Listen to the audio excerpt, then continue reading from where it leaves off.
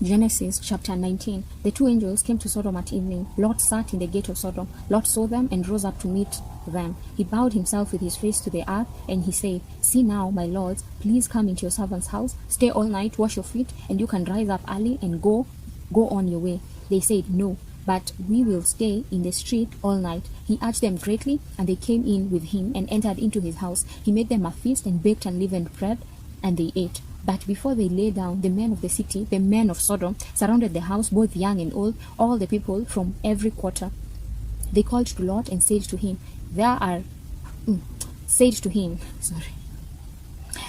the men who came in to you this night? Bring them out to us, that we may have sex with them." Lot went out to them through the door and shut the door after himself. He said, "Please, my brothers, don't act so wickedly. See now, I have two virgin sisters. Please let me bring them out to you, and you may do to them what seems good to you. Only don't do anything to these men, because they have come under the shadow of my roof." They said, "Stand back." Then they said, "This one fellow came in to live as a foreigner, and he appoints himself a judge. Now we will deal worse with you than with them."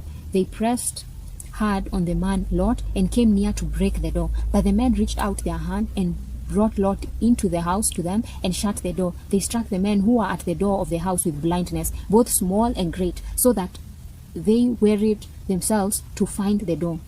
The men said to Lot, "Do you have anybody else here, sons-in-law, your sons, your daughters, and whomever you have in the city? Bring them out of the place, for we will destroy this place, because the outcry against them has grown so great before Yahweh that Yahweh has sent us to destroy it." Lot went out and spoke to his sons-in-law, who were pledged to marry his daughters, and said, "Get up, get out of this place, for Yahweh will destroy the city." But he seemed to his sons-in-law to be joking. When the morning came, then the angels hurried Lot, saying, "Get up, take your wife and your two daughters who are here, lest you be consumed in the iniquity of the city." But he lingered, and the man grabbed his hand, his wife's hand, and his two daughters' hands, Yahweh being merciful to him, and they took him out and set him outside of the city. It came to pass, when they had taken them out, that he said, "Escape for your life. Don't look behind, and don't stay anywhere in the plain. Escape to the mountains, lest you be consumed." Lot said to them, "Oh, not so, my lord.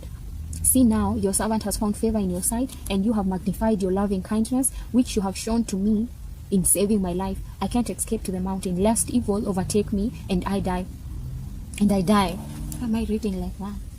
"See now, this city is near to flee to, and it is a little one. Oh, let me escape there. Isn't it a little one, and my soul will live?" He said to him, "Behold, I have granted your request concerning this thing also, that I will not overthrow the city of which you have spoken. Hurry, escape there, for I cannot do anything until you get there." Therefore, the name of the city was called Zoar. The sun had risen on the earth when Lot came to Zoar. Then Yahweh rained on Sodom and on Gomorrah sulfur and fire from Yahweh out of the sky. He overthrew those cities, all the plain, all the inhabitants of the city, and that which grew on the ground. But Lot's wife looked back from behind him, and she became a pillar of salt. Abraham went up early in the morning to the place where he had stood before Yahweh. He looked toward Sodom and Gomorrah and toward all the land of the plain, and saw that the smoke of the land went up as the smoke of furnace.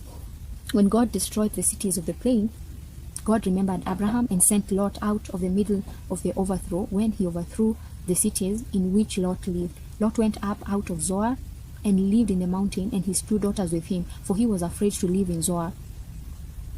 He lived in a cave with his two daughters. The firstborn said to the younger, "Our father is old, and there is not a man in the earth to come into us in the way of all the earth. Come, let's make our father drink wine, and we will lie with him, that we may preserve our father's family line." They made their father drink wine that night, and the firstborn went in and lay with her father. He didn't know when she lay down, nor when she arose. It came to pass on the next day that the firstborn said to the younger, "Behold, I lay last night with my father. Let's make him drink wine again tonight. You go in and lie with him, that we may preserve our father's family line." They made their father drink wine that night also. The younger went and lay with him. He didn't know when she lay down, nor when she got up. Thus, both of Lot's daughters were with child by their father. The firstborn bore a son, and named him Moab. He is the father of the Moabites to this day. The younger also bore a son, and called his name Ben-Ami. He is the father of the children of Ammon to this day. Amen.